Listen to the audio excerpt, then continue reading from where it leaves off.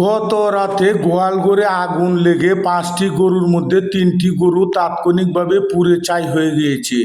এই মর্মান্তিক ঘটনাটি ঘটেছে ময়মনসিংহ জেলার নান্দাইল উপজেলার 10 নং শেরপুর ইউনিয়নের শেরপুর দক্ষিণ পাড়া দনা সরকার সাহেবের বাড়ির মরহুম আবুল হাসান সাহেবের গোয়ালঘরে।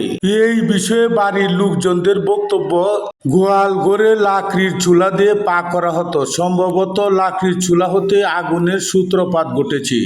লেলিহান আগুনের শিখা উপরে উঠে গেলে এবং প্রচণ্ড তাপে 5টি গরুর মধ্যে 2টি গরু দড়ি ছিঁড়ে পালিয়ে গেলেও 3টি গরু তাৎক্ষণিকভাবে পুড়ে ছাই হয়ে যায়।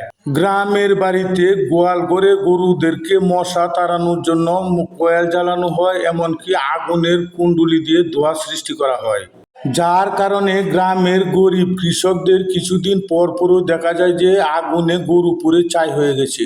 প্রায়ই এ ধরনের দুর্ঘটনা ঘটছে, তারপরেও কৃষকরা সচেতন হচ্ছে না।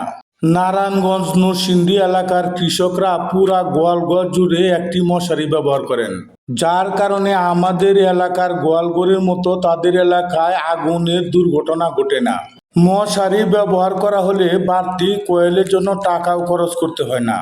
আপনার গোয়ালঘরে যে এমন আগুনের দুর্ঘটনা ঘটবে না তার কোনো নিশ্চয়তা নেই। গোয়ালঘরে লক্ষ লক্ষ টাকার গরু লালন পালন করতে পারবেন, অথচ 2000 টাকা দামের মশারি ব্যবহার করতে পারেন না। আমি প্রত্যেক কৃষক ভাইদের অনুরোধ করব, গোয়ালঘরে কয়েল কিংবা ধোঁয়ার কুণ্ডুলি না জ্বালিয়ে একটি মশারি ব্যবহার করুন। আপনার গরু অনেকটা নিরাপদে থাকবে। অসাবধানতার কারণে মরহুম আবুল হাসানের পরিবারে প্রায় 5-7 লাখ টাকার ক্ষতি হয়ে গিয়েছে।